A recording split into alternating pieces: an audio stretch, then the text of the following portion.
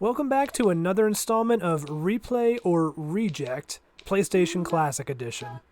Just a quick recap, I'm giving each game on the PlayStation Classic 1 hour to win me over. After that hour, I'll make my determination on whether the game would be worth replaying in the future, or if it will get added to my ever-growing list of reject games that I never want to play again. There's only one game on this list that I've actually beaten before. The rest of them either I have barely played, never played, or never even heard of. Well, that's enough preamble, so let's get to it. Now on to Syphon Filter. I have no idea what that title means, but I do remember this one. I never played it, but I at least heard of it. I actually thought this was a longer lasting franchise than it was, but it looks like there were only 6 games. I mean, 6 games isn't nothing, but I just thought this was a series that was still going on. Still, that's enough sequels to at least give me some hope going in. Before we get to the opening cutscene, I get a huge flashback with a company name I haven't heard in forever. 989 Studio. Then the cutscene starts, and we get another really good opener. I severely underestimated what the PS1 was capable of before I started playing through these PS Classic games. As I mentioned in some of my previous videos, I had Nintendo 64 at this time, and because of the cartridge size limitations, there were some games that had cutscenes in them, but not a lot. Most of the time on that console, it was all rendered in-engine and with text only. I had played Resident Evil and Silent Hill a lot before this, so that's kind of what I was assuming most PS1 games were going to be like.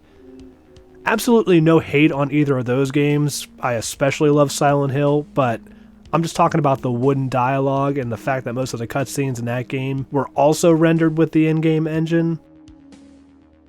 In those few moments where they did use the pre-rendered CGI cutscenes though, they definitely hit the mark.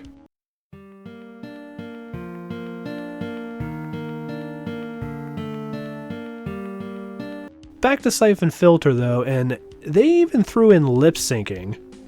And it's actually not bad. Granted, the faces are just kind of painted on there, but the mouths move, the eyes move, they can blink and convey emotion, which is something even some PS2 and Xbox games struggled with. Not much to see here on the main menu. We either have new game or a training video. I did watch through the training video first and was surprised to find out that this was a third-person shooter. I didn't know much about the game going in, but I guess I was expecting it to be like a stealthy Metal Gear-like game, but nope. I was kind of wondering how that was going to work without dual analog sticks, but there's a lock-on function, so I guess that's how they make do. So the trainer rambles a lot through all the controls, and it seems like there's a lot you can do. This is a game where a paper instruction book would have probably come in handy, but the classic console didn't come with anything like that. In fairness, booklets are a long-lost relic that most games don't even include anymore.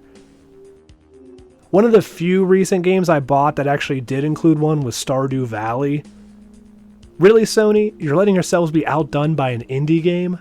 You suck! There's no other extras or anything, so I just jumped straight into the new game.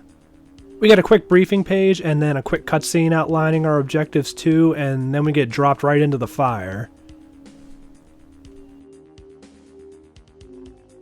Since it looks like we don't have to play this game overly stealthy, I just ran into the fray with my teammates, all guns blazing.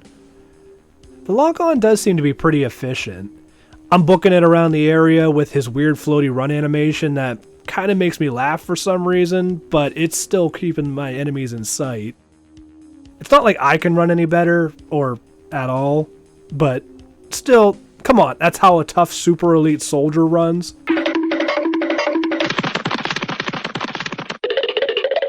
I made my way down into the subway area, but the gate is locked, and the chick on the comm says I have to find a service elevator to open it or something.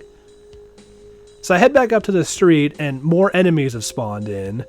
Luckily for me, the game is pretty forgiving, at least at the beginning. That's a good thing, because I have no idea where I'm going, so I keep running into enemies, and even with the map, the multiple objectives have me a little confused on what I'm supposed to be doing, in what order, and where.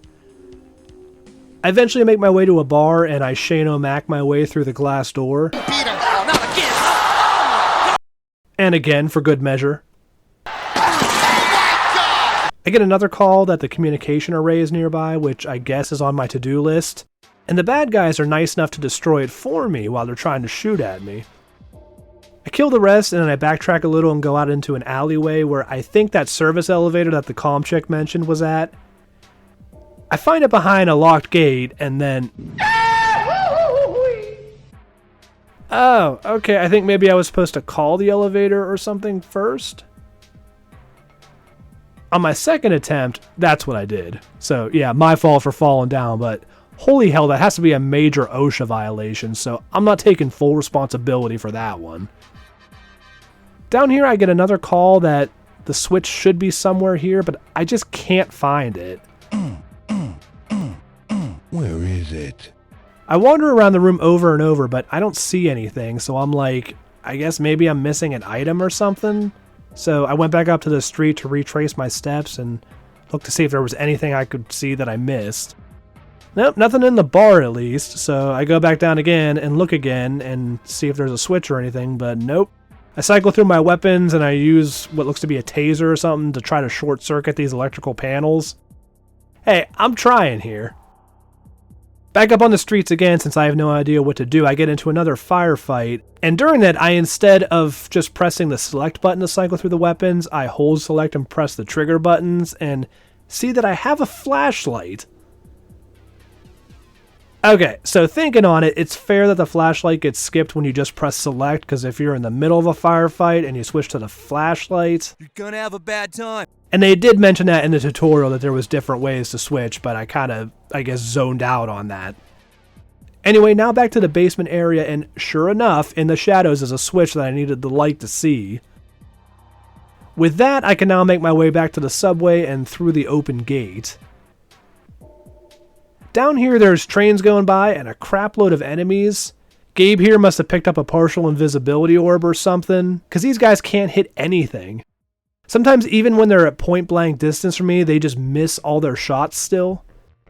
That's fine with me, because I'm still trying to get used to the controls, and I am still on the first mission. Maybe later in the game, the aiming ability of the enemies gets amped up or something.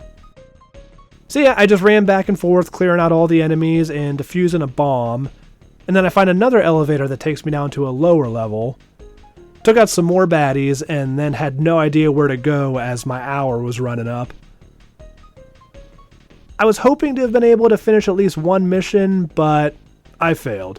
Congratulations. You're a failure. As per usual, now it's time to answer if this is a replay or a reject. And I'm actually going to go with a replay on this one.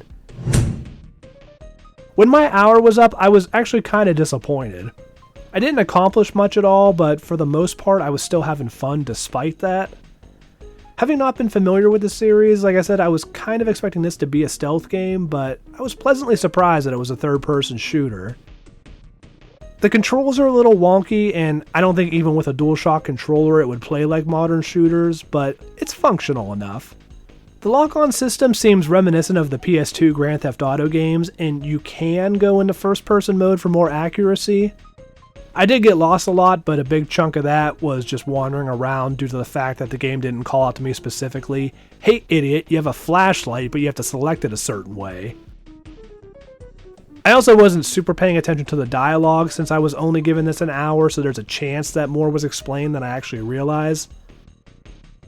The game looks to have a pretty good selection of weapons too, so if nothing else, it might be fun to come back just to try out all the different guns. Glock, Glock, you know what I'm saying? Dumbass pulling shit, damn.